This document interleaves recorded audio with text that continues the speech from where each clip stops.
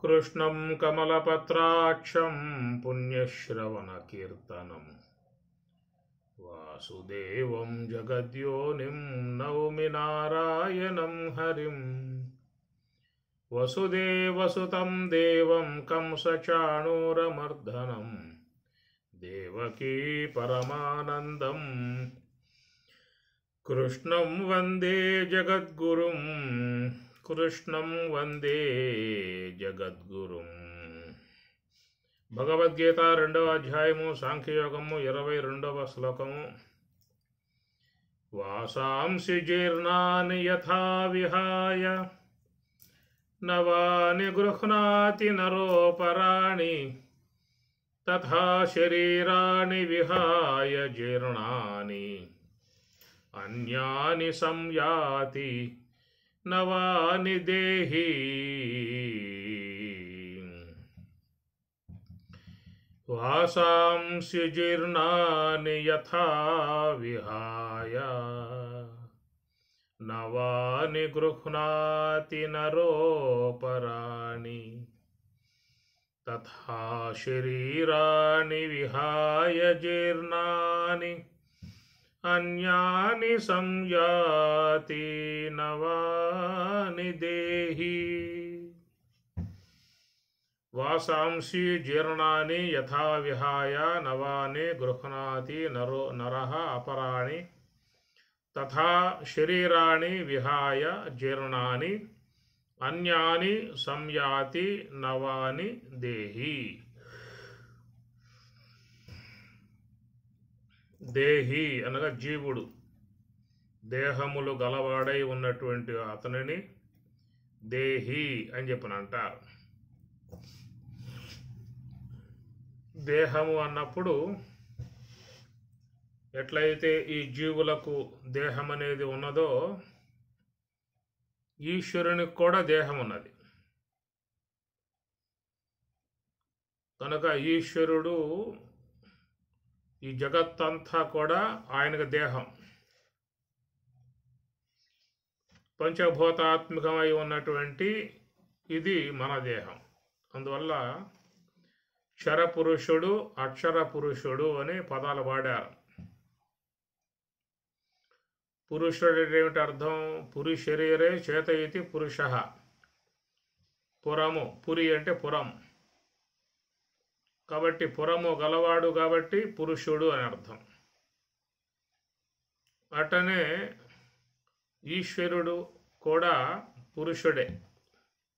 క్షర పురుషుడు అక్షర పురుషుడు. క్షర పురుషుడు జీవుడు, అక్షర పురుషుడు ఈశ్వరుడు. మరి శుద్ధ బ్రహ్మము ఆయన కూడా పురుషుడేనా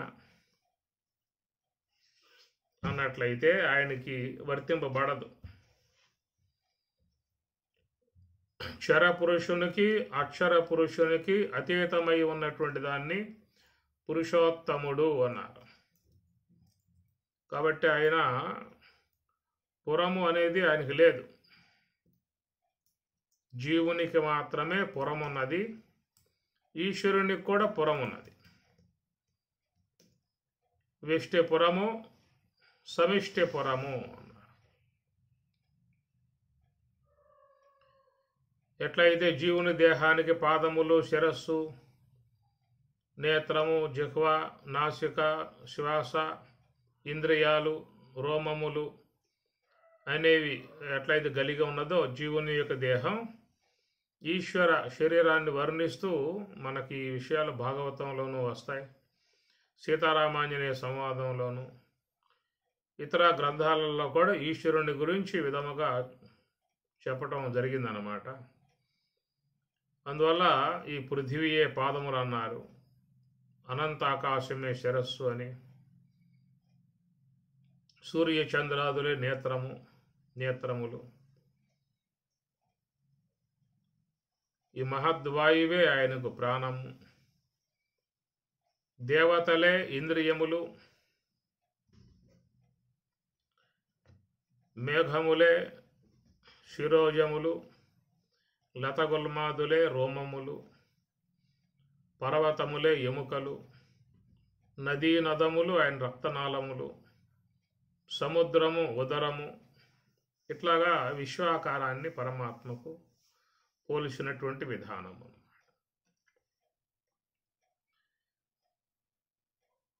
మరి ఈశ్వరుని యొక్క దేహం, దానికి కూడా అంతం చెప్పారు. ఎట్లయితే జీవుని యొక్క దేహానికి అంతం ఉన్నదో ఈశ్వర దేహానికి కూడా అంతం ఉన్నది. ఈ మహత్తరమై ఉన్నటువంటి జగత్తంతా కూడా ఈశ్వర శరీరము. ఈ శరీరం అనేటువంటిది ప్రళయకాలంలో లయమైపోతుందని, తిరిగి మరలా సృష్టి కాలంలో ఆవిర్భావం అవుతుంది. సహస్ర యుగ పర్యంతతో అహహ బ్రహ్మణ విదుః రాత్రిం యుగ సహస్రాంతం తేహోరాత్ర విదో జనాః. 1000 మహాయుగములు పర్యంతం వరకు ఆయన దేహం ఉంటుంది. మన శరీరానికి ఏంటంటే శతమానం భవతు శతాయు, 100 ఏళ్ల కాలం చెప్పుకొచ్చారు. ఇది మన కాలమానం. అట్లా ఈశ్వరుని యొక్క శరీరం చూసినట్లయితే సహస్రయుగ పర్యంతతో 1000 మహాయుగములు అన్నారు. కృత, త్రేత, ద్వాపర, కలి, ఈ 4 చేరి ఒక మహాయుగము. ఇలాంటి యుగములు 1000 గడిస్తే ఒక పగలు అన్నారు. రాత్రిం యుగ సహస్రాంతం, రాత్రి కాలం కూడా 1000 మహాయుగాలు అన్నారు. మనకు పగలు 12 గంటలు, రాత్రి 12 గంటలైతే జీవుని యొక్క విషయంలో పగలు రాత్రి. అట్లా ఆయన విధానంలో చూసినట్లయితే 1000 మహాయుగాల పర్యంతం పగలు, 1000 మహాయుగముల పర్యంతం రాత్రి. రాత్రిం యుగ సహస్రాంతం.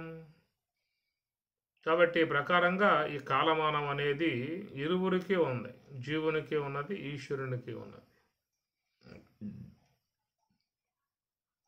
100 ఏళ్ళు అయిపోతే ఈ దేహం పోతుంది జీవుడికి. 1000 మహాయుగాలు అయితే ఆయన కూడా దేహం అనేది పోతుంది. ఈ జగత్తంతా కూడా మరి సమిష్టి మాయలో అవ్యక్తముగా ఉంటుందన్నమాట.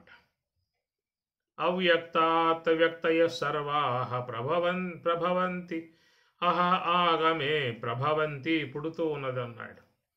అవ్యక్తాత్ వ్యక్తయః, కనుక సమిష్టి మాయలో జగత్తంతా ఈశ్వర శరీరం అనేటువంటిది స్థూల భాగమై ఉన్నటువంటిది మరి అవ్యక్త తత్వంలోకి పోతుందన్నారు. మరలా పగలు అహహ ఆగమే, పగలు రాగానే మళ్ళీ అవ్యక్త తత్వం నుండి ఈ జగత్ అనేది మళ్ళా ఏర్పడుతుంది. శుద్ధ శబలమభూత్ శబలాదైవ్యక్త అవ్యక్తాన్ మహతో మహతో అహంకారః అహంకారాతో పంచతన్మాత్రాని పంచతన్మాత్రే పంచమహాభూతాని. ఏతస్మాదాత్మనాకాశ సంభూతః ఆకాశాద్వాయుః వాయోః అగ్నిః అగ్నేః ఆపః అద్భ్యః పృథివీ పృథివ్యాం ఓషధయః ఓషధిభ్యో అన్నం అన్నాత్ శుక్లః శుక్లాత్ పురుషః స్త్రీ పురుషః. ఇది తైత్రీయములో చెప్తున్నటువంటి మాట. సాంఖ్యములో అయితే అవ్యక్త తత్వం నుండి మహత్తత్వము, మహత్తత్వం నుంచి అహంకార తత్వము, దాని నుంచి పంచ తన్మాత్రలు, వాటి నుంచి పంచభూతములు, ఈ జగత్ అంతా కూడా ఏర్పడే విధానం.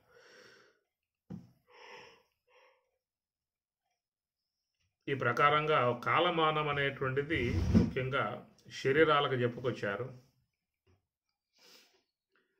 మరి ఈ శరీరం అనబడేటువంటిది ఇది కూడా పంచభూతాత్మికమే. ఎట్లయితే ఈశ్వర శరీరం పంచభూతాత్మికమో జీవుని యొక్క శరీరం కూడా పంచభూతాత్మికం. ఇంకా వేరుగా మెటీరియల్ ఏం లేదు. ఈశ్వర శరీరం నుండి కొంత భాగాలు తీసుకుని ఈ జీవుడు తన దేహాన్ని ఏర్పాటు చేసుకోవాల్సి ఉంటుంది.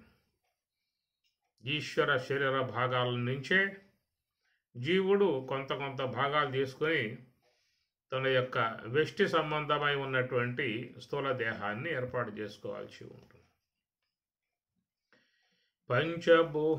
పంచభూతములనడి పలువన్నెనూలు చెంచలపు గంజితోడ సరిచేసి పంచభూతములనడి పలువన్నెనూలు చెంచలపు గంజితోడ సరిచేసి కొంచెపు కండెల నూలి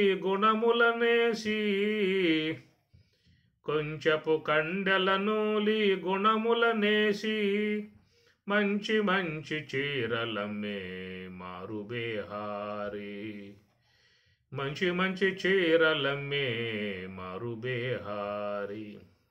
భగవంతుడి చేత నిర్మాణం చేయబడుతున్నటువంటి శరీరములు, ఎందుకంటే వస్త్రాలతో పోల్చారు కదా, వాసాంసి జీర్ణ అని. వాసాంసి అంటే వస్త్రం. అట్లా అన్నమాచార్యుల వారు కూడా స్వామివారి యొక్క ఈ కార్యాన్ని ఈ తత్వరూపంగా బోధిస్తూ ఉన్నాడు.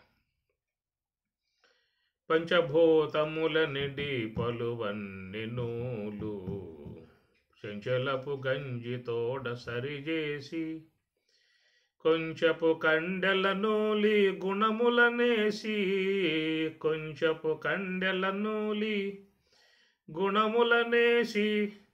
మంచి మంచి చీరలమ్మే మారుబేహారి.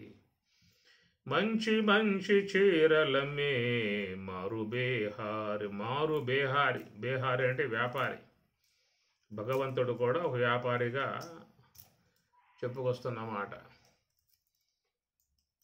ఎట్లయితే వెల చెల్లించి వస్త్రం తీసుకుంటామో అట్లా జీవులు కూడా తమ వెలను కట్టే ఆ దేహాలు తీసుకోవాల్సి ఉంటుంది.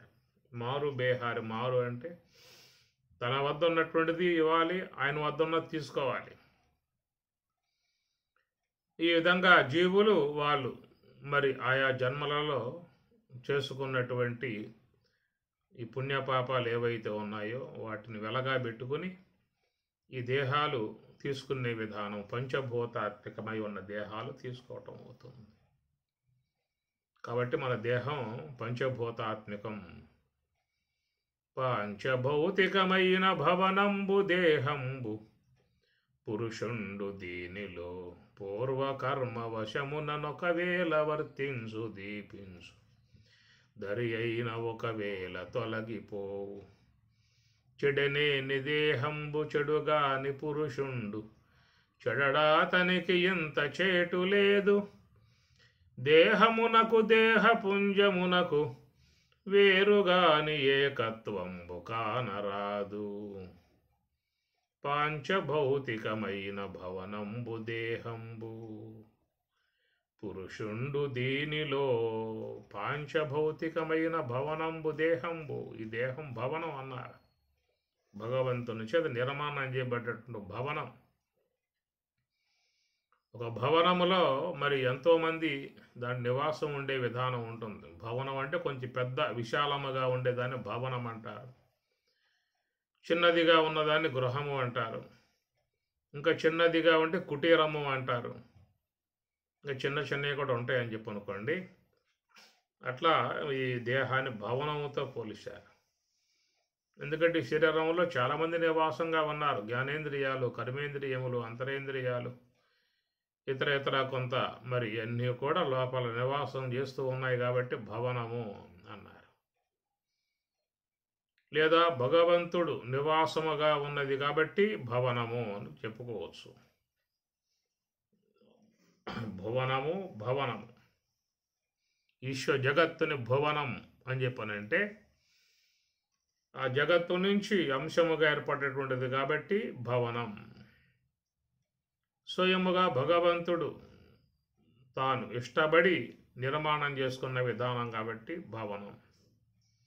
ఏకోహం బహుశ్యాం, ఒక్కడినే ఉన్నటువంటి యొక్క నేను బహుశ్యాం అనేక మరి రూపాలు అవుదునుగాక అని చెప్పి సంకల్పించుకున్నటువంటి విషయంగా చాందోగ్యం వస్తుంది. ఏకోహం బహుశ్యాం, తా ప్రావిశతు, ఒక్కడిగా ఉన్నటువంటి ఆ భగవంతుడు.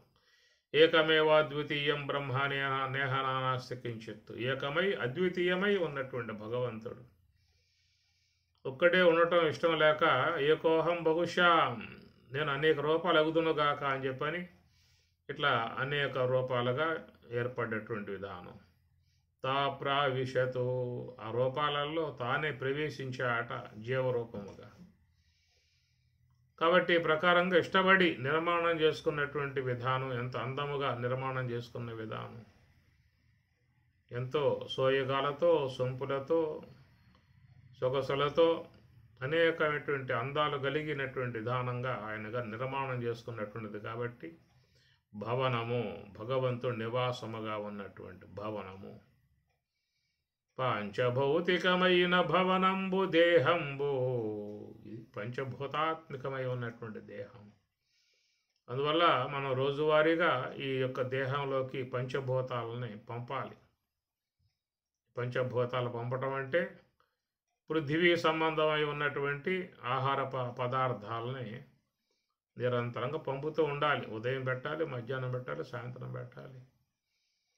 ఈ ప్రకారంగా పృథివీ సంబంధమై ఉన్న అంశాలు శరీరంలోకి పోతూ ఉండాలి. ఆ విధంగా జల సంబంధమై ఉన్న పానీయాలు, అవన్నీ రసాలు, అవన్నీ కూడా దేహంలోకి పంపాలి.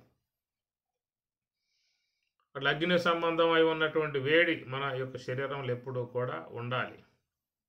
మూర్ధమునందు, నేత్రమునందు జఠరాగ్నిగా, సామాన్యాగ్నిగా రక్తమంతా కూడా గడ్డగట్టకుండా దేహం కాంతివంతంగా ఉండటానికి ఈ ప్రకారంగా మరి ఆ యొక్క వేడి కూడా శరీరంలోకి ఉండాలి, నివాసంగా ఉండాలి.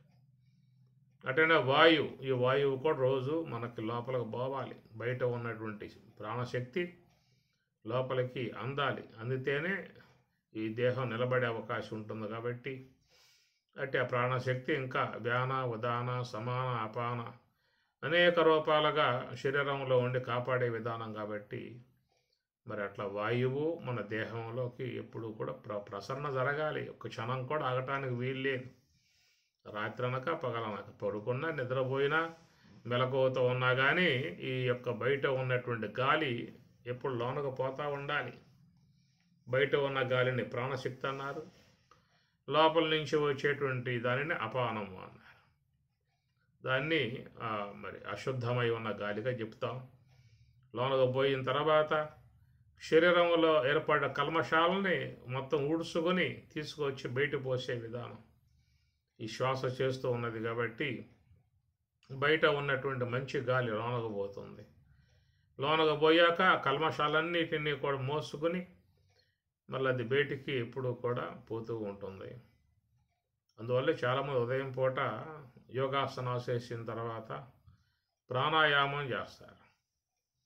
దాని కుంభక ప్రాణాయామం అని, కపాల భాతి అని, రేచక పురకాలను బాగా కుంభించి శ్వాసను బాగా ఆడిస్తారు. ఎందుకంటే శరీరంలో ఉన్న కల్మషాలు బయటికి పోవాలి. కాబట్టి ఆ విధంగా యోగ సంబంధమై ఉన్నటువంటి వాళ్ళు ప్రాణాయామం, కపాల భాతి, కుంభక ప్రాణాయామం ఇవన్నీ కూడా చేసి శరీరాన్ని శుద్ధం చేసుకోవటం అని చెప్పని మనం జలముతో దేహం మీద ఉన్న కల్మషాలని శుద్ధం చేసుకున్నాం, పోగొట్టేసాం. లోన ఉన్న కల్మషాలు ఎట్లా పోవాలి అని చెప్పని అంటే దానికి ఇది ప్రాణాయామం అనేది ఒకటి ఉన్నది. ఆ ప్రాణాయామం ద్వారా శ్వాస బాగా లోపలికి పీల్చుకుని, ఉదరం అంతా పీల్చుకొని అట్లా ఒక సెకండ్ కుంభించి తిరిగి మరలా ఆ శ్వాస అంతా బయటికి వదిలిపెట్టేస్తారు. ఇట్లా వేగంగా కూడా దాన్ని బాగా చేసే విధానం చేస్తారు. లోన ఉన్న కల్మషాలని ఈ వాయు శుద్ధి అన్నారు. వాయువు ద్వారా శుద్ధి చేసే విధానం అని చెప్పని ఇది చాలా మంచి విధానం. చాలామంది యోగాసనాలు చేసే విధానం ఉంటుంది. దాంతోపాటు ప్రాణాయామం పతంజలి చెప్పిన అంశం ఇది. యమ, నియమ, ఆసన, ప్రాణాయామ బాహ్యాంగాలుగా పతంజలి బోధించిన అంశం. యమ నియమాదులు అందరూ పాటించుకోవాలి. తర్వాత ఆసన, ప్రాణాయామ ఆసనములు కుక్కుటాసనం, కూర్మాసనం, మయూరాసనం, శరభాసనం, హలాసనం, నవకాసనం, సర్వాంగాసనం, శీర్షాసనం, ఇవన్నీ కూడా చాలా మంచి ఆసనాలు. ఇవన్నీ ఉదయం పూట ఎవరెవరు ఎంత అవకాశం ఉంటుందో అవకాశం మేరకు, బలవంతంగా చేయకూడదు. చిన్నప్పుడైతే అన్నీ చేసే అవకాశం ఉంటుంది, పెద్ద అయిన తర్వాత అన్నీ చేసే అవకాశాలు ఉండవు. శీర్షాసనం చేయలేరు, మయూరాసనం చేయలేరు, హలాసనం చేయలేరు, కొన్ని ఉంటాయి. అవన్నీ కూడా సులభంగా చేసుకున్నట్లయితే శరీరం ఆరోగ్యంగా ఉండే అవకాశం అనేది ఉంటుంది. కనుక ఆసనములు, ప్రాణాయామం అనేది శరీర ఆరోగ్యానికి సంబంధించినటువంటి అంశం అన్నమాట. తర్వాత చెప్పేటువంటివి ప్రత్యాహార, ధారణ, ధ్యాన, సమాధి అనేది అంతరాంగాలు. ఇవన్నీ కూడా ఆత్మానుభవానికి పనికొచ్చే అంశాలు. ఇవన్నీ కూడా ప్రత్యాహారము, ధారణ, ధ్యానము, సమాధి, ఇవి లోపల అంతరంగముగా మోక్ష సంబంధమై ఉన్న విషయం. ముందు చెప్పినట్టు 4 ఆరోగ్య సంబంధమై ఉన్న అంశం. శరీరం ఆరోగ్యంగా ఉంటేనే అందరూ కూడా సంతోషంగా ఉండే అవకాశం ఉంటుంది. కాబట్టి శరీరాన్ని ఆరోగ్యంగా ఉంచుకోవటానికి ఈ ప్రాణాయామం, ఈ ఆసనాలని చెప్తారు. కాబట్టి ఈ ప్రకారంగా అప్పుడు మరి ఈ ప్రాణాపాన వాయువులను బాగా కుంభించి భస్త్రిక ప్రాణాయామంగా, కపాలభాతిగా చేసేవన్నీ కూడా శరీర అవయవాలని శుద్ధం చేసే విధానం, లోపల కల్మషాలు మొత్తం ఊడిచి బయటికి పోసే విధానం. కనుక వాయువు కూడా మన దేహంలోకి ఎప్పుడు లోనకు పోవాలి. ఆహారం పోవటమే కాదు, ఆహారం కూడా మంచి ఆహారం లోనకు పంపాలి. అది ఎవరు పడితే వాళ్ళు, ఏది పడితే అది దాంట్లో పడేసే విధానం చేయకూడదు.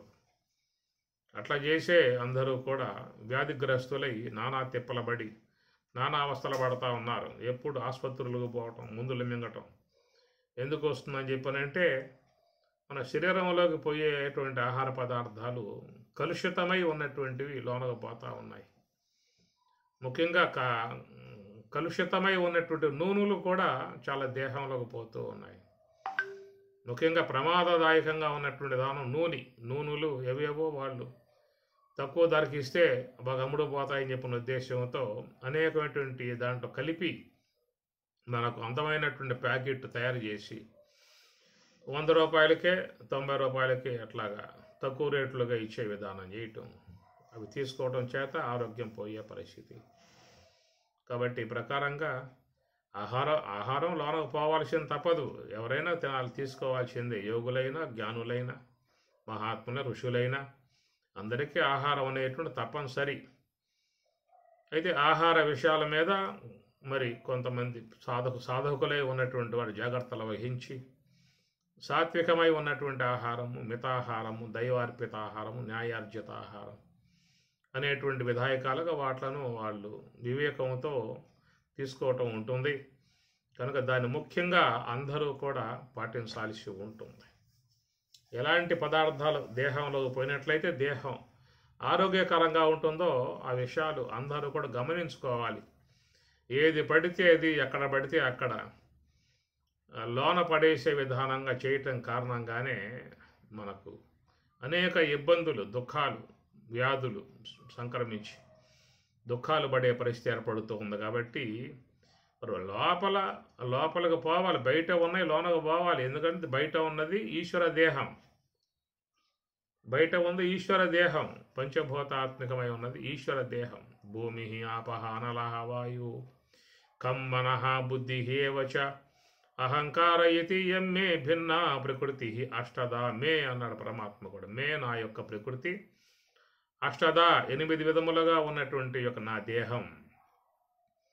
అష్టమూర్తి బృద్దేవ పూజనం అని రమణ భగవానుల వారు భగవంతుని అష్టమూర్తులుగా ఆయన గారు ఆరాధించారు. అష్టమూర్తి బృద్ధు దేవ పూజనం, దేవతారాధనగా రమణుడు తన ఉపదేశ సారంలో చెప్పేటువంటి విషయం ఆరాధనా భావన. పృథివీ యందు దేవతారాధన భావన, జలమునందు దేవతారాధన భావన, అగ్ని యందు దేవతా భావన, వాయువు యందు దేవత ఆరాధన భావన.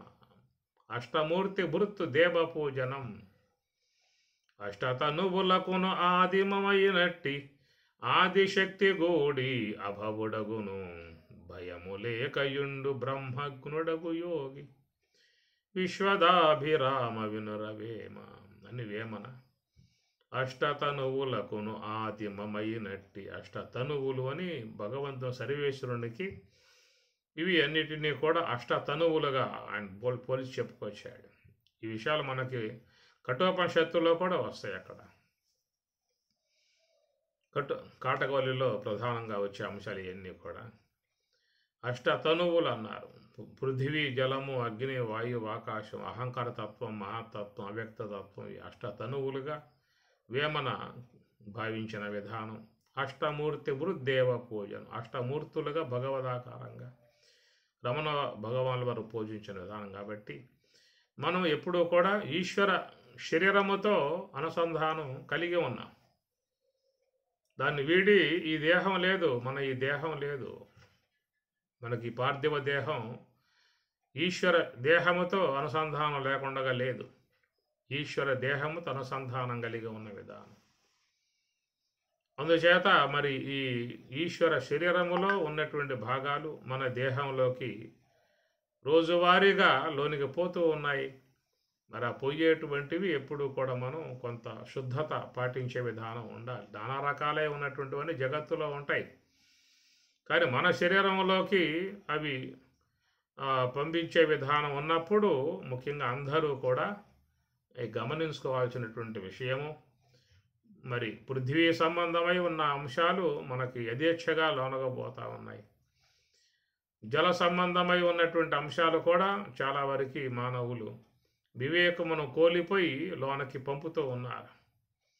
మరి సాత్వికమై ఉన్నటువంటి జలాలనే లోనకు పంపాలి. కానీ ఇవన్నీ కూడా చూసినట్లయితే పసిబిడ్డలకు కూడా కూల్ డ్రింకులు అని చెప్పేసి అని బజార్లో దొరికేటువంటివన్నీ కూడా వాళ్ళక్కడ అజ్ఞానంతో ఇస్తూ ఉంటారు. అవి దాంట్లో కెమికల్స్ అన్నీ కలిపి అవి పాడైపోకుండా ఉండటం ఎన్ని రోజులు ఉన్నా కానీ పాడైపోవడానికి కెమికల్స్ కలుపుతారు. మనం ఏదైనా ఒక ద్రవం తీసుకున్నామంటే 2 పూటల్లో అది స్మెల్ వచ్చేస్తుంది. జలమే తీసుకోండి, ఆ జలం 4 పూటలు ఉందంటే ఎమ్మటే అది లోపల సూక్ష్మ క్రిమి వచ్చేస్తుంది. ఏ పదార్థమైనా ఒక పండ్ల జ్యూస్ అయినా టెంకాయ నీళ్ళైనా 4 పూటలు అట్లా గ్లాసులో పెట్టండి, అవి ఎమ్మటే దాంట్లో సూక్ష్మ క్రిమి అనేటువంటిది వచ్చేస్తుంది. కనుక వాటిని ఎమ్మటే దేహంలో తీసుకోవాల్సి ఉంటుంది. టెంకాయ బోండా అయినా సాత్విక ఆహారం అయినా కానీ అది దానికి ఎల్లుబడి ఆ పాత్రలోకి వచ్చిన తర్వాత ఎమ్మడి తీసేసుకోవాలి. 2 రోజులు ఆగిందా అంటే దాంట్లో సూక్ష్మక్రిమి వచ్చేస్తుంది. మరి ఆ ప్రకారంగా వాళ్ళు సీసాల్లో పోసి నెలల పర్యంతం ఆ విధంగా ఉంటున్నాయా అని చెప్పానంటే వాటిల్లో అలాంటి విధానం రాకుండా ఉండటానికి కెమికల్స్ అలాంటి కలిపి పెడతారు. కాబట్టి అవి మనం మరి పిల్లలకు కూడా తాపిస్తూ ఉన్నాం. దానివల్లే వారి యొక్క దేహాలలో మరి ఇలాంటి చెడు అంతా కూడా ప్రవేశించే విధానం ఏర్పడుతుంది. కాబట్టి ఆ ప్రకారంగా మనం బయట ఉన్నటువంటి యొక్క వాట్లను మన దేహంలోకి పంపించే విధానములో మనం చాలా అజాగ్రత్త వహిస్తూ ఉన్నాము. అనాలోచితంగా వాటిని తీసుకోవటం చేస్తూ ఉన్నాము. కాబట్టి పరిణామంలో వాటి వల్ల కలిగేటువంటి ఇబ్బందులకు మనం గురయ్యే పరిస్థితి ఏర్పడుతుంది. ఎంతమంది ఆసుపత్రుల్లో పాలై మరి ఆపరేషన్లు, బైపాస్ సర్జరీలు అని చెప్పేసి ఈ విధంగా లంగ్స్ పాడైపోవటం, కిడ్నీలు పాడైపోవటం, లివర్లు పాడైపోవటం ఇవన్నీ ఎందుకు ఏర్పడుతుందంటే బయట ఉన్నటువంటి యొక్క వాటిని మనం దేహంలోకి తీసుకునే విధానంలో వివేకాన్ని కోల్పోతూ ఉన్నాము. ఈ విషయాన్ని గమనించాల్సి ఉంటుంది. తాజాగా ఉండేటువంటి పండ్లు కానీ ఇలాంటి సాత్విక సంబంధమై ఉన్న పదార్థాలు పోయినట్లోనకి మంచిగా ఉండే అవకాశం ఏర్పడుతుంది. కాబట్టి ఈశ్వర శరీరముతో మన ఈ శరీరము ముడిపడి ఉన్నదన్న విషయాన్ని గమనించండి. కాబట్టి ఆ యొక్క శరీరము నుండి ఈశ్వర దేహము నుండి మన దేహంలోకి ఎప్పుడూ కూడా ప్రయాణాలు చేస్తూ ఉన్నాయి. కనుక పృథివీ సంబంధమై ఉన్న అంశాలు కానీ జల సంబంధమై ఉన్న అంశములు లోనగా పోతూ ఉన్నాయి. అట్లా వాయు సంబంధమై ఉన్నటువంటి మరి గాలి, అది కూడా ఆక్సిజన్ లోనకి పోతూ ఉన్న విధానం. పీల్చే గాలి కూడా శుద్ధంగా ఉండాలి. కల్మషమైన గాలి పీల్చినట్లయితే కరోనా లాంటి వ్యాధులకు గతంలో గురై ఎంతో బాధపడిన పరిస్థితి. కాబట్టి ఇట్లా ఈశ్వర శరీరము జీవుని యొక్క శరీరము రెండు కూడా ముడిపడి ఉన్నాయి. అయితే కాలమాన విధానం చూసినట్లయితే శతమానం భవతు ఈ జీవుని దేహానికి ఉన్నటువంటి 100 ఏళ్ల కాలం, సహస్ర యుగ పర్యంతతో 1000 మహాయుగములు, సహస్ర అంటే 1000 మహాయుగముల పర్యంతం వరకు ఈశ్వర దేహం అనేటువంటిది ఉంటుంది అన్నారు. ఆ 1000 మహాయుగములు అయిపోయిన తర్వాత మళ్ళా ఆ యొక్క రాత్రి అనేది వస్తుంది. రాత్రి వస్తుంది కాబట్టి ఆ రాత్రి సమయంలో ప్రళీయంతే మొత్తం భూమి, జలము, అగ్ని, వాయువు, ఆకాశం, అహంకార తత్వం, మహాతత్వం మొత్తం అవ్యక్తత్వంలోకి వెళ్ళిపోతాయి, లైవ్ అయిపోతాయి అన్నమాట. కాబట్టి ఈ ప్రకారముగా మన భగవద్గీత 8వ అధ్యాయంలో మీరు లాస్ట్లో చూసుకోవచ్చు. అక్కడ ఈ విషయాల గురించి భగవద్గీత అక్షర పరబ్రహ్మ యోగంలో చెప్తున్నటువంటి విషయం కనుక ఈ ప్రకారంగా మరి ఈ యొక్క జీవుని యొక్క ఈ దేహం అనేటువంటిది ఈ ఈశ్వర శరీరముతో అనుసంధానం కలిగి ఉన్నటువంటి వస్తువుగా మనం విషయాన్ని భావించుకున్నాం. కనుక ఈశ్వర దేహములో ఉన్న పదార్థాలే మన వ్యష్టి దేహంలోకి పోతున్నటువంటి విధానము అని చెప్పని ఈ ప్రకారముగా ఉన్నటువంటి మన యొక్క ఈ శరీరాన్ని ఇక్కడ ఈ శ్లోకంలో భగవద్గీత మరి ఈ శ్లోకములో వాసాంసి జీర్ణాని యథా విహాయ మవాని గృహ్ణాతి నరోపరాని తథా శరీరాని విహాయ జీర్ణాని. ఈ శరీరాన్ని వస్త్రంతో పోలటం కారణంగా అది అన్నమాచార్యుల వారు చక్కగా దీన్ని పంచభూతములనిడి పలువన్నెనూలు చెంచలపు గంజితోడ సరిచేసి కొంచెపు కండెల నూలి గుణములనేసి పంచి మంచి చీరలమే మారుబేహారి.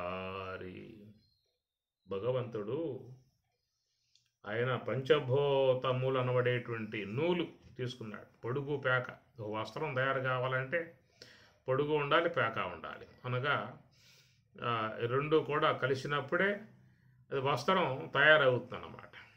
అట్లా భగవంతుడు కూడా ఈ దేహాన్ని ఇట్లా పంచభూతములన్నిటి పలువన్నీ నూలు చెంచలపు గంజితోడ సరిచేసి కొంచెపు కండెల నూలి. కండెలు అంటే వాళ్ళు చుడతారు, ఆ కండెలతో నాడి దాంట్లో చొప్పించి ఆ విధంగా నేసినప్పుడే ఆ వస్త్రం అనేది ఏర్పడే విధానం ఉంటుంది. ఆ మంచి మంచి చీరలమ్మే మారుబేహారి. మారుబేహారి అంటే ఆయన వ్యాపారస్తుడు కాబట్టి ఎవరెవరు ఏ జీవులు ఏ దేహాలు పొందాలో అలాంటి ఆ దేహాలకు ఆ పుణ్యం అనేటువంటి ఆ ధనమును ఎలాగా తీసుకుని ఆ జీవులకు ఆయా దేహాలు నేసి ఆయన గారు సమర్పిస్తున్న విధానము అన్నారు. కాబట్టి వస్త్రము అని చెప్పన్నప్పుడు ఒకే రంగులో ఉండదుగా, అనేక మరి పలువన్నెలు అనేక రకాలతో వస్త్రాలు ఉంటాయి. పలువన్నె నూలు రంగురంగులుగా ఉంటాయి వస్త్రాలు, ఒకే విధానం ఉండదు. అట్లాగా జీవుడు పొందేటువంటి శరీరములు కూడా ఒకే విధానంగా లేవు. ఈ విశ్వంలో 84 లక్షల జీవు రకాలు అన్నారు, 84 లక్షల రకాలు చెప్పుకొచ్చారు. ఈ పలు విధాయకములుగా ఉన్నటువంటి శరీరాలని అన్నీ కూడా పంచభూతాత్మికములే. శరీరము యొక్క ఆకృతులు వేరు తప్ప లోన ఉన్నటువంటివన్నీ కూడా సమానమే. సూక్ష్మదేహం 19 తత్వాలతో ఉండే విధానం, స్థూల దేహం 24 తత్వాలతో ఉండే విధానం, రెండు కూడా మామూలే. ఏ దేహానికైనా ఉండేటటువంటి అంతే. ఎందుకంటే స్థూల పంచీకరణ, సూక్ష్మ పంచీకరణ విధానం చూసినప్పుడు వాటి నుంచి ఏర్పడేటువంటి విధానాలు రెండు కూడా సమానంగానే ఉన్నాయి. కాబట్టి శరీరములో మాత్రం ఆకృతులు వేరువేరుగా ఉండే విధానం ఉంటుంది. అలాంటివన్నీ కూడా రావటం కారణం ఏంటని చెప్పానంటే మరి ఆ జీవులు తాము చేసుకునేటువంటి ఏ యొక్క పుణ్యపాపాలు అయితే ఉన్నాయో ఆ పుణ్యపాపాలను అనుసరించి ఆ జీవులు ఆ దేహాలను పొందే విధానం ఉంటుంది. కనుక దేహానంతరం ఇక్కడ చెప్పిన మాట, వాసాంసి జీర్ణాన్ని యథావిహాయ నవాని గృహనాతి నరోపరాని తథా శరీరాన్ని. పాత సొక్క పోయి కొత్త సొక్క వస్తుందని చెప్పి అనగానే చాలామంది సంతోషపడే పరిస్థితిగా ఉంటుంది. ఏదో జీవితం గడిచిపోయింది, అనూహ్యంగా వెళ్ళిపోయింది, ఊహాతీతంగా వెళ్ళిపోయింది, కాబట్టి ఈ జీవితంలో మనమే పొందలేకపోయాము, ఎన్నో సమస్యలు బాధలు దుఃఖాలతోనే సరిపోయింది, సంసారం లాగలేక పీకలేక నానా తంటాల బట్టి ఒడ్డు చేసి తల్లికి నా వయసుకు అయితే అయిపోయింది. కాబట్టి ఈ జీవితం ఇట్లా పోతే పోయింది, కానీ మళ్ళీ కొత్త దేహం వస్తుంది కాబట్టి అప్పుడైనా బాగా జీవిస్తాను అని చెప్పనే విధానంగా మానవులు ఊహ చేసుకుంటూ ఉంటారు. కానీ ఆ రాబోయే దేహం అనేటువంటిది ఏంటంటే మరి మానవ దేహమే ప్రాప్తింపబడితే పర్వాలేదు. మరి ఏ దేహాలు అనేటువంటి వస్తాయో చెప్పే అవకాశం కాదు. కాబట్టి ఈ ప్రకారముగా నవాని కొత్తవి అని చెప్పన్నప్పుడు ఆ కొత్తవి అని చెప్పనే విధానాలుగా పలువన్య నూలు అనేక రకాలుగా నేయబడ్డటువంటి యొక్క వస్త్రాలు విశ్వంలో ఉన్నాయి. కాబట్టి ఈ యొక్క దేహమును సాలించినటువంటి యొక్క జీవుడు మరి ఎలాంటి యొక్క సంబంధ దేహంలోకి పోయే విధానమో అది మన చేతిలో ఉన్నటువంటి అంశము కాదు, అదంతా ప్రకృతి చట్టంలో చేరి ఉన్నటువంటి విధానము అన్నారు. మటుమాయముల తన మగువ పసిడి నీరు చిటిపొటియలు కలా చిలికించగా కుటిలంపు చేతలు కుచ్చులుగా గట్టి పటవాలి చీరలమ్మే పలుబేహారి. మటుమాయముల తన మగువ పసిడి నీరు చిటిపొటియలు కలా చిలికించగా అనగా భగవంతునికి సన్నిహితముగా ఉన్నటువంటిది మాయ. ఆయన మాయాపతి, మాయకు అది దేవత. కాబట్టి మాయ అనేటువంటి ఆమెను సహకారంగా చేసుకుని ఈశ్వరుడు విశ్వ జగత్తులో ఆయా జీవులు చేసుకున్నటువంటి కర్మాల పుణ్యముగా వాళ్లకు దేహములు ఇవ్వటం అనేటువంటి యొక్క పని పడిందన్నమాట. కాబట్టి వాళ్ళకి ఏ దేహాలు ఇవ్వాలో, ఎలాంటి కర్మ చేసుకున్నారో, కర్మానుగుణ్యంగా ఏ దేహాలు ఇవ్వాలో అనేటువంటి విధానంలో ఈశ్వరునికి మాయ మరియు సహకరిస్తూ ఆ జీవులకు ఆయా దేహాలను ఇచ్చే విధానం ఉంటుంది. మచ్చిక జీవుల పెద్ద మైల సంతలలోన వెచ్చపు కర్మధనము ఇలువ చేసి పచ్చడాలుగా కుట్టి పలు వెంకటపతి ఇచ్చకొలదులా అమ్మే ఇంటి బేహారి. మచ్చిక జీవుల పెద్ద మైల సంతలలోనా. కాబట్టి ఈయన ఏ యొక్క వస్త్రాలు ఈశ్వరుడు తయారు చేస్తూ ఉన్నాడో, దేవుడు భగవంతుడు అలాంటి వస్త్రములు అమ్మేటువంటి దేహములకు వస్త్రములు ఆయా జీవులు పొందాలని చెప్పన్నట్లయితే మరి ఆయన ఏ యొక్క వస్త్రాలు నేసి పెట్టుకున్నాడు మార్కెట్. ఎక్కడయా మార్కెట్ అని చెప్పనంటే మచ్చిక జీవుల పెద్ద మైల సంతలలోన. మైల సంత అన్నారు, తల్లి గర్భం, మాతృగర్భం అన్నారు. ఆ మాతృగర్భము నుండే మరి ఈ జీవులన్నీ కూడా రావాల్సి ఉంటుంది. ఇది అక్కడి నుంచి అందరి యొక్క పుట్టుకల విధానం. మచ్చిక జీవుల పెద్ద మైల సంతలలోన వెచ్చపు కరం. మైల సంతలలోన బహువచనం అది. మైల సంతలు అంటే 84 లక్షల రకాలు ఉన్నాయి కాబట్టి ఆ విధముగా చెప్పుతున్న విధానం 4 మార్గాలు చెప్పుకున్నాం. అండజములు, స్వేదజములు, యోనిజములు, ఉద్భీజములు అని చెప్పని 4 మార్గాల కొండగా ఈ జీవులు విశ్వంలోకి మళ్ళీ రావాల్సి ఉంటుంది. అనగా రూపరహితమై ఉన్నటువంటి ఏ యొక్క జీవుడున్నాడో అతడు సూక్ష్మదేహంతో తన కర్మను ఆసరాగా చేసుకుని అతడు మళ్ళీ ఈ విశ్వంలోకి ఒక ఆకారంగా రావాలని చెప్పి అన్నట్లయితే రావటానికి గల మార్గాలు 4 చెప్పారు. ఆ 4 ద్వారాల కొండగా విశ్వంలోకి రావచ్చు. అనగా దేహాన్ని వదిలి విశ్వంలోకి వెళ్ళిపోయినటువంటి యొక్క ప్రాణి, ఆ జీవుడు తిరిగి మరలా ఈ పార్థివ విధానముగా పృథివీ సంబంధ శరీరములు కలిగి మరి అందరితో పాటు కలిసి సంచరించే విధానంగా రావాలని చెప్పి అన్నట్లయితే ఏ ప్రాణైనా వచ్చేటువంటి మార్గములు 4 చెప్పుకొచ్చారు. ఒకటి అండజములు, శ్వేదజములు, ఉద్బీజములు, యోనిజములు. ఈ 4 ద్వారా తప్ప మరొక మార్గం లేదేక. ఎవడు కూడా ఆకాశం నుంచి ఊడిపడడు. ఈ 4 ద్వారాలకు ఉండగానే విశ్వంలోకి దేహము ధరించి రావాల్సి ఉంటుంది. కాబట్టి ఈ ప్రకారంగా మరి శ్వేదజములు, శ్వేద అంటే చెమట అని చెప్పుకొస్తారు.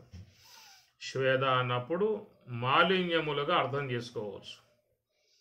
అనేక మాలిన్యముల నుంచి జీవ కణములు పుడుతూ ఉన్నాయి, జీవజాలం పుడుతూ ఉన్నది.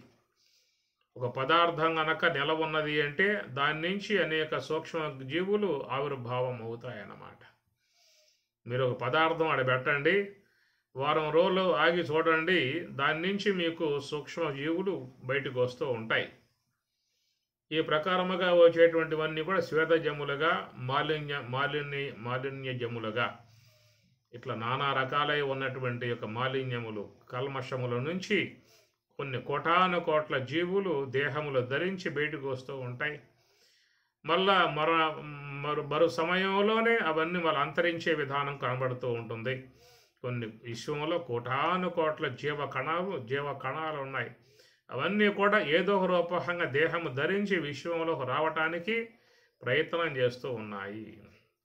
అట్లా చేసేటువంటి వాటిలో శ్వేతజములుగా లేదా మాలిన్యజములుగా చెప్పినట్లయితే అనేక మాలిన్యముల నుంచి మరి కుప్పలు తెప్పలుగా జీవులు విశ్వంలోకి అవి వస్తూ ఉన్నాయి, మళ్ళీ మరణిస్తూ ఉన్నాయి. రెండవది ఉద్బీజములు, అనగా భూమిని చీల్చుకొని పైకి వచ్చేటువంటి వృక్షజములు. ఇవి కూడా జీవులే. అవి ఆరోపకంగా మరి విశ్వంలోకి వచ్చే విధానం అవుతున్నది కాబట్టి ఉద్బీజములు అన్నారు ఆ జీవులన్నీ కూడా. తర్వాత అండజములు, అండం అంటే గ్రుడ్డు. కనుక పక్షులు కానీ ఇతర జీవులన్నీ కూడా గ్రుడ్డు పెట్టినప్పుడు దాని నుంచి ఆవిర్భావం అయ్యేటువంటి విధానము. ఈ విధంగా లోకంలో అండజములుగా పక్షి జాతులన్నీ కూడా అండజ విధానాలుగా అవి విశ్వంలోకి వస్తూ ఉన్నాయి. ఇక 4వది చెప్పినట్లయితే యోనిజములు, యోని నుంచి ఆవిర్భావం అయ్యే విధానముగా పులులు కానీ మరి గోవులు, పశువులు, మానవులు వీళ్ళందరూ కూడా యోనిజములు, యోని నుంచి ఉత్పన్నమయ్యే విధానాలని చెప్పని. ఈ ప్రకారము ఈ జీవులు ఏవైతే ఉన్నాయో అవన్నీ కూడా మచ్చిక జీవుల పెద్ద మైల సంతలలో, అది మైల సంత అన్నారు. దోషముల నుంచి ఈ యొక్క జీవులన్నీ కూడా పుడుతూ ఉన్నాయని చెప్పని. ఈనాడు మరి ఈ యొక్క ఉన్నటువంటి అందరూ కూడా ఈ ఆకారం కలిగి ఉన్నారని చెప్పని అంటే ఇది వెనకాల జరిగినటువంటి యొక్క అంశములు చాలా ఉన్నాయి. అది చాలా కాలం పాటు పోరాటం చేసిన అనంతరమే ఈనాడు మనకి ఈ దేహం అనేటువంటిది ఏర్పడింది. ఇది సామాన్య విషయం కాదు. అనుకుంటూ ఉంటాం మనం, దేహం సాలించగానే వీడు స్వర్గస్థుడయ్యాడు, స్వర్గలోకానికి పోయాడు, స్వర్గలోకం దివ్య భోగాలను అనుభవించాడు, నేరుగా వచ్చి మన ఇంట్లో మళ్ళా పుట్టాడు అనే విధానంగా ఊహ చేస్తూ ఉంటాము. శరీరం పోయిన తర్వాత మరొక దేహాన్ని పొందటం అని చెప్పనంటే చాలా చాలా కష్టంతో కూడిన విధానము, చాలా సమస్యతో కూడిన విధానము. మనం గతంలో కూడా చెప్పుకున్నాము. పురుషుని గర్భంలో ముందు పదార్థముగా జీవుడు చేరినప్పుడు, అక్కడి నుంచి స్త్రీ గర్భంలోకి ప్రవేశించినప్పుడు ఏర్పడేటువంటి యొక్క కణజాలం 30 కోట్ల కణజాలం పురుషుని నుంచి ఏర్పడితే ఆ 30 కోట్ల కణజాలం జీవజాలం పరుగులు తీసి ఆ యొక్క అండాశయం చేరేది ఒక్కటే మాత్రమే అని చెప్పేసి అని. మిగతావన్నీ కూడా శక్తిహీనమై మన దేహాలు రాలిపోయే పరిస్థితే ఉన్నదన్నమాట. కనుక విశ్వంలోకి వచ్చిన తర్వాత మరి కొద్ది కాలం పాటు ఈ జీవుడు ఈ దేహంతో ఉండి దేహాన్ని సాలిస్తూ ఉన్నాడు. ఆ సాలించే విధానం బాల్యంలో పోవచ్చు, దేహం యవ్వనంలో పోవచ్చు, వృద్ధాప్యంలో పోవచ్చు, చెప్పలేం. అనగా వృద్ధాప్య పర్యంతం వరకు 100 ఏళ్ల కాలం పాటు ఈ దేహంతో జీవులు ఉంటారని చెప్పనే మాట ఇక్కడ లేదు.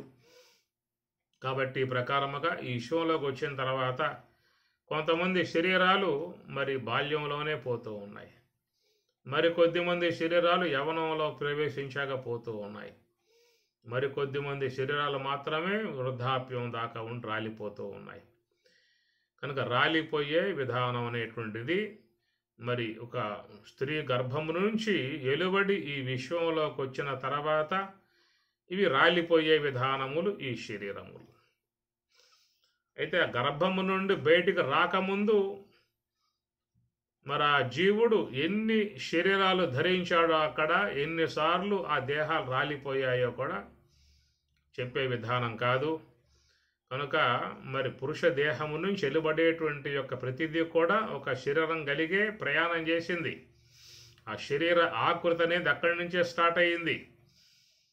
శరీర ఆకృతి అనగా దేహం యొక్క సంబంధమై ఉన్నటువంటి అవయవాలు, ముక్కు, నోరు, కన్ను, తల, చేతులు, కాళ్ళు అనేటువంటివన్నీ కూడా చిన్న సూక్ష్మ కణము నుంచే ఏర్పడ్డటువంటి విధానాలు. అలాంటి అవయవ సూక్ష్మత్వము కలిగే మరి స్త్రీ అండాశయం చేరినప్పుడు అక్కడ మళ్ళా పదార్థాన్ని తీసుకుని దేహాలు అనేటువంటి ఏర్పడడం జరుగుతుంది. స్త్రీ దేహమునందు ఉన్నటువంటిది పదార్థము అని, పురుష దేహం ఉన్నటువంటిది ప్రాణము అని చెప్పని, రయించ ప్రాణంచ అని మన ప్రశ్నోపనిషత్తులో చెప్పేటువంటి మాటలు. రయించ ప్రాణంచ మిథునం ఉత్పాదయతే అని ప్రశ్నోపనిషత్తులో వచ్చే అంశం. కాబట్టి ఆ ప్రకారముగా ఒక పదార్థం, ఒక గింజ తీసుకోండి.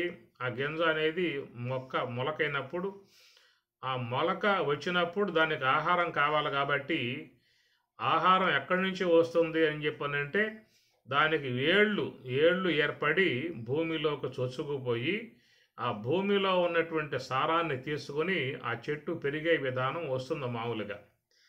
కాబట్టి వేళ్ళు బాగా విస్తరిస్తాయి. ఆ భూమిలో విస్తరించినప్పుడు ఆ భూసారాన్ని తీసుకుంటాయి, భూమిలోని జలాన్ని తాగుతాయి. అట్లా చెట్టు పెరిగే విధానం ఉంటుంది. అయితే మొలకగా ఉన్నప్పుడు మరి దానికి ఆ వేళ్ళు అనేవి విస్తరించలేదు కదా, ఎట్లాగా దానికి మరి ఆహారం అని చెప్పనంటే ఆ గింజలో ఉన్నటువంటి ఆ పదార్థమే దానికి ఆహారం అవుతుంది. అట్టి ఆహారాన్ని తీసుకుని మెల్లగా పెరిగిన తర్వాత అక్కడి నుంచి వేళ్ళు విస్తరింపజేసుకుని భూమిలో చొచ్చుకుపోయి భూసారాన్ని తీసుకునే విధానం ఏర్పడ్డప్పుడు మిగిలినటువంటి యొక్క ఆ గింజ సంబంధ పదార్థం ఊడిపోతుంది, వెళ్ళిపోతుంది. అది ఆ ప్రకారంగా ఏ యొక్క సూక్ష్మ కణముగా ఏర్పడుతున్నటువంటి యొక్క ప్రాణి ఉన్నదో స్త్రీ గర్భంలో ప్రవేశించినప్పుడు ఆడ ఉన్నటువంటి యొక్క ఆ పదార్థాన్ని ఆహారంగా తీసుకుని అక్కడ పెరగటం ఆరంభమవుతుంది. ఆ తర్వాత తల్లి నుంచి తీసుకునేటువంటి యొక్క ఆహారాన్ని మళ్ళీ అక్కడ తీసుకుని పెరిగే విధానం తర్వాత ఏర్పడుతుంది.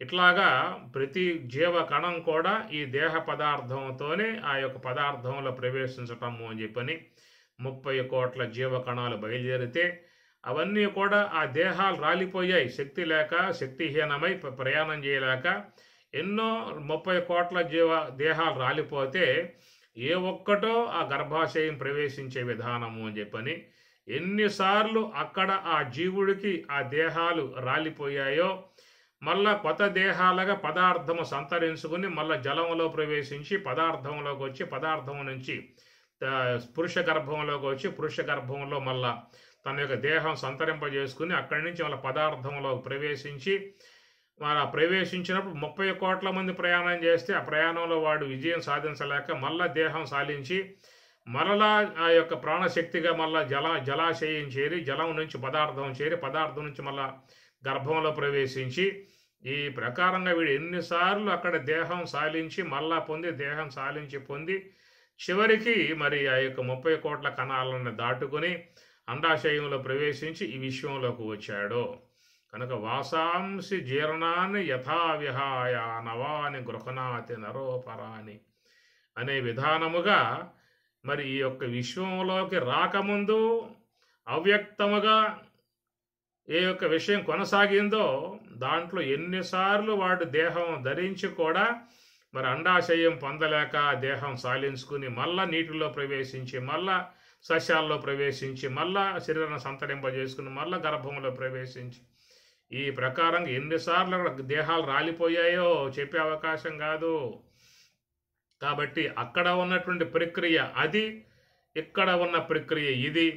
తనకి ఇక్కడి నుంచి మళ్ళీ గర్భం నుంచి బయటకు వచ్చిన తర్వాత ఈ విధంగా పెరుగుతున్నటువంటి యొక్క దేహములు ఇక్కడ రాలిపోయే పరిస్థితి ఏర్పడుతుంది. ఆ రాలిపోయే విధానములు బాల్యంలో పోవచ్చు, యవ్వనంలో వృద్ధాప్యంలో పోవచ్చు. మళ్ళా పోయిన తర్వాత అక్కడి నుంచి మళ్ళా దేహం ధరించి రావాలని చెప్పి అన్నట్లయితే, ఎందుకని చెప్పానంటే కర్మశేషం ఉన్నంత వరకు విశ్వంలో ఈ జీవులు పుట్టాల్సి ఉంటుంది అన్నది ఒక నియమం ఉన్నది. జాతస్య హి ధ్రువో మృత్యు ధ్రువం జన్మ మృతస్య చ అని చెప్పన్నారు. జాతస్య పుట్టిన వానికి ధ్రువం నిశ్చయం మృత్యువో, మృతస్య చ చనిపోయిన వానికి మళ్ళా ధ్రువం నిశ్చయం జన్మ అనేది ఒక విధానము, కర్మ సిద్ధాంతము.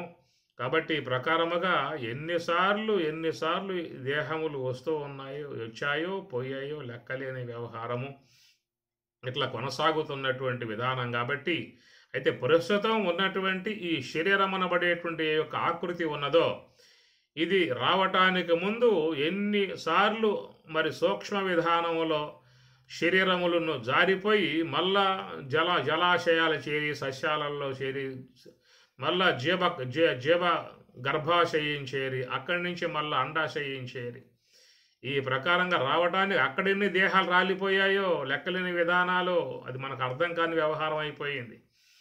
ఇక్కడ మాత్రం మనం చూస్తూ ఉన్నాం స్థూలముగా వచ్చాయి. కాబట్టి ఈ స్థూలముగా వచ్చిన విధానంలో ఈ దేహం కొద్ది కాలం ఉండి రాలిపోయే విధానం కళ్ళతో చూస్తూ ఉన్నాం, మన కంటితో చూస్తూ ఉన్నాం. ఉన్నాడయ్యా వాడు మొన్న దాకా ఉన్నాడు, నిన్నే పోయాడు అన్న విధానం మన కంటికి కనపడే విధానంగా వచ్చిన దేహాలు పోయేదే కనపడుతూ ఉన్నాయి. మన కంటికి కనపడకుండా అవ్యక్తంలో ఏ యొక్క ప్రక్రియ జరిగిందో అక్కడ ఎన్నిసార్లు ఈ జీవుడికి దేహాలు వచ్చాయో ఆ దేహం ఫలించక మళ్ళా రాలిపోయాయో, మళ్ళా జలాశయం చేరి సస్యములు చేరి గర్భాశయం చేరి అండాశయం చేరి ఎన్నిసార్లు వీడు నానా తిప్పలబడి వచ్చాడో కూడా అది అంతు చిక్కనటువంటి యొక్క విధానాలు.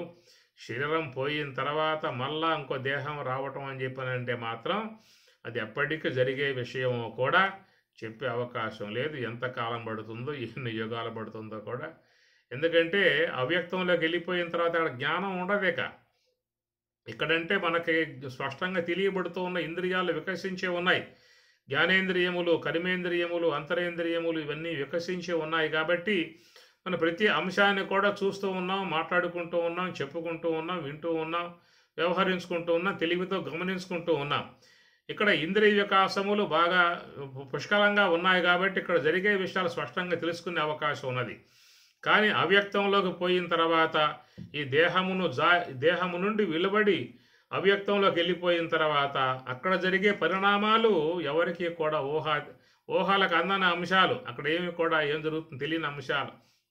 అట్లాగా అవ్యక్త తత్వంలో మాయలో పడ్డటువంటి యొక్క విధానము నుంచి తిరిగి మరలా ఒక వ్యక్త రూపముగా విశ్వంలో రావటం అని చెప్పానంటే అది చాలా అరుదై ఉన్నటువంటి యొక్క విషయము.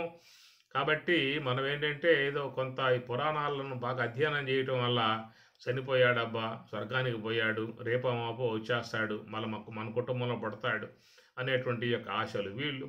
ఆ పోయేవాడు కూడా నేను పోగానే మళ్ళీ ఎంబటి వచ్చేస్తాను, మళ్ళీ మా మనవడ గర్భంలో పడతాను, నాకు ఆ పేరు పెట్టండి అని చెప్పి చెప్పుకొని పోయేటువంటి విధానం వీడు.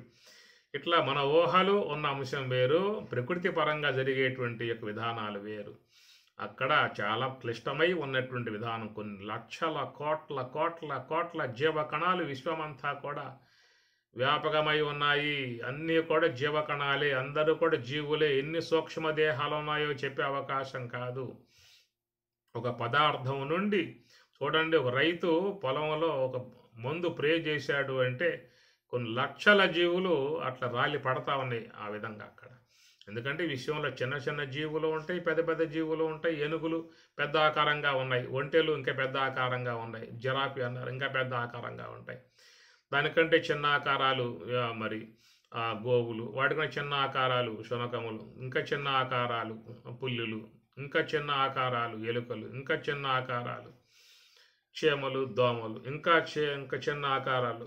ఇట్లా ఆకార విధానాలలో ఉన్నటువంటి విధానం అన్నీ కూడా జీవులే. అన్నిట్లలో కూడా కదలికలు ఉన్నాయి. అన్నిటికీ కూడా కండ్లు, ముక్కు, నోరు, చెవులు, కాళ్ళు, చేతులు, వాటికి ఆశలు, వాటికి ఆహారం, వాటికి జీర్ణాశయం, వాటికి కూడా కోరికలు, వాటికి కూడా కామం, వాటికి కూడా పిల్లలు, సంతతి, వాటికి ఎక్కడికి పోయినా ఏ ప్రాణిలో చూసినప్పటికీ కూడా వాటికి కూడా జీవితంపై అపేక్ష, వాటికి చావు అంటే భయం పరిగెడతా ఉంటాయి.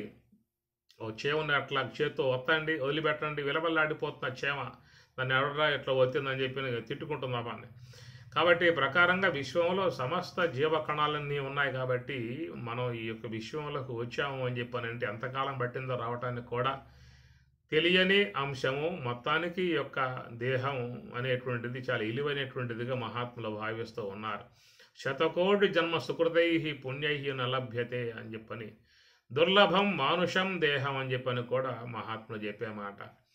కాబట్టి ప్రకారముగా వచ్చిన దాన్ని నిర్లక్ష్యంగా దానిని నిరుపయోగముగా పోగొట్టుకునే విధానంగా చాలామంది చేసుకుంటున్నటువంటి విధానం, దాని విలువ గమనించి దాన్ని చక్కగా భౌతికంగా కానీ ఆధ్యాత్మికంగా కానీ వినియోగింపజేసుకునేటువంటి వాళ్ళు చాలా తక్కువ శాతంగా ఉంటారు.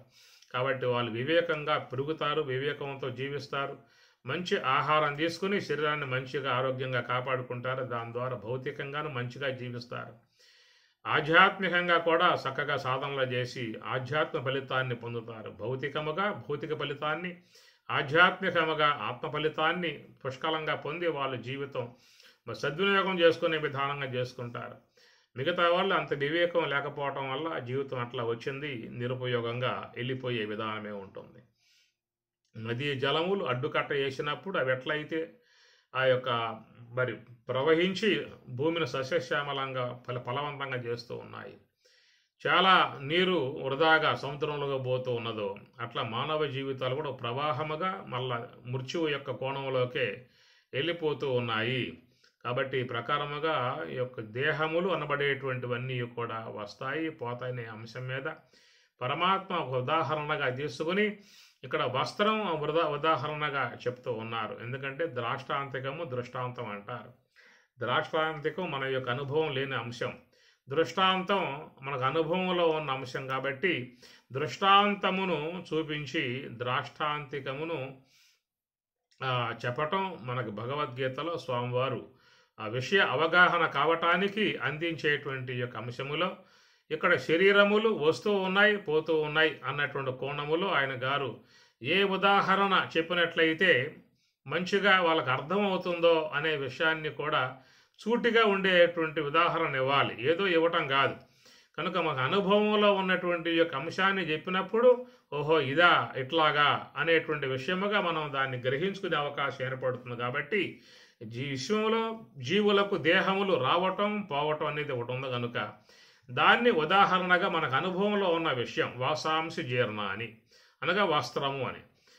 అయితే వస్త్రము అనే ఉదాహరణ మరి ఇతర దేహాలు లేవు కదా, పశువు పక్షులు క్రిములు కీటకాలు వాటికి దేహాలు ఉన్నాయి తప్ప వాటికేం వస్త్రాలు లేవు. వాటికి ఏమి ఇప్పుడు దేహములు రావటం పోవటం అనేటువంటిది ఒక మానవులకే కాదు, విశ్వంలో మరి 84 లక్షల జీవుల దేహాలు కూడా వాటికి కూడా మరణం ఉన్నది, వాటికి జననము మరణం వాటికి కూడా ఉన్నది, వాటికి కూడా దేహాలు వస్తూ పోతూ ఉన్నాయి కదా.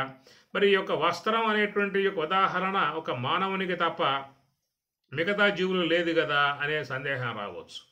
అది ఇక్కడ జ్ఞాన సంబంధమై ఉన్నటువంటి యొక్క అంశాన్ని బోధిస్తుంది. పశువులకు పక్షులకు క్రిములకు కీటకాలకు కాదు, వాటికి దేహాలు వస్తున్నాయి వాటికి పోతూ ఉన్నాయి. కాబట్టి వాటికి ఏదన్నా జ్ఞానం ప్రబోధం చేసే విధానంగా ఉన్నట్లయితే మరి వాటికి ఉదాహరణ ఏముందో అక్కడ ఇంకా చూసుకోవాల్సి ఉంటుంది. కానీ జ్ఞానం యొక్క వికాసం అనేటువంటిది ఒక మానవుని యొక్క విధానం ఉంది కాబట్టి మానవునికి మాత్రమే అర్థమయ్యే రీతిలో చెబుతూ ఉన్నాడు. ఇతర పశు పక్షి క్రిమి మిగతా జీవులకు మీ యొక్క దేహాలు ఎట్లాగా వస్తాయి ఎట్లా పోతాయి అని వాటికి చెప్పే అవకాశం లేదు. ఒకవేళ చెప్పినా వాటికి అర్థం కాని విధానం.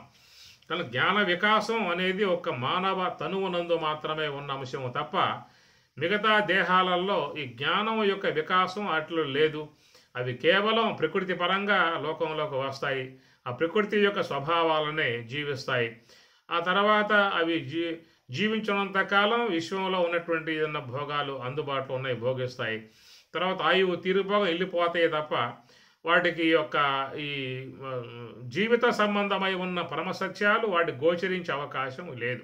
అంత లెక్క అవి ప్రయాణం చేయలేదు, అంత వికాసం వాటిలో కలగలేదు, అంత విజ్ఞానం వాటిల్లో వృద్ధి కాలేదు, అంత బుద్ధిశక్తి వాటిలకు అంతగా లేదు.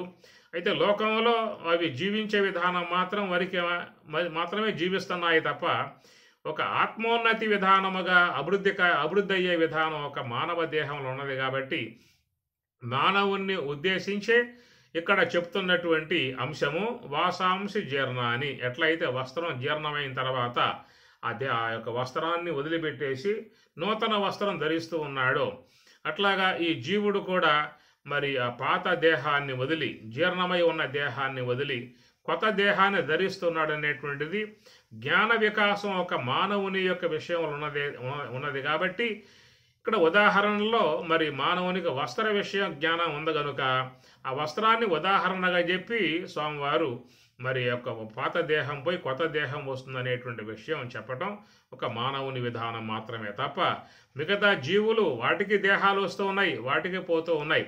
కాబట్టి వాటి జ్ఞానాన్ని అందించే అవకాశాలు అక్కడ అంత వికాసంగా వృద్ధి కాలేదు అని చెప్పని. కాబట్టి ఇక్కడ పరమాత్మ చెప్పేడు ఈ శ్లోకంలో మనం చాలా విషయాలు గమనించుకోవాల్సి ఉంటుంది.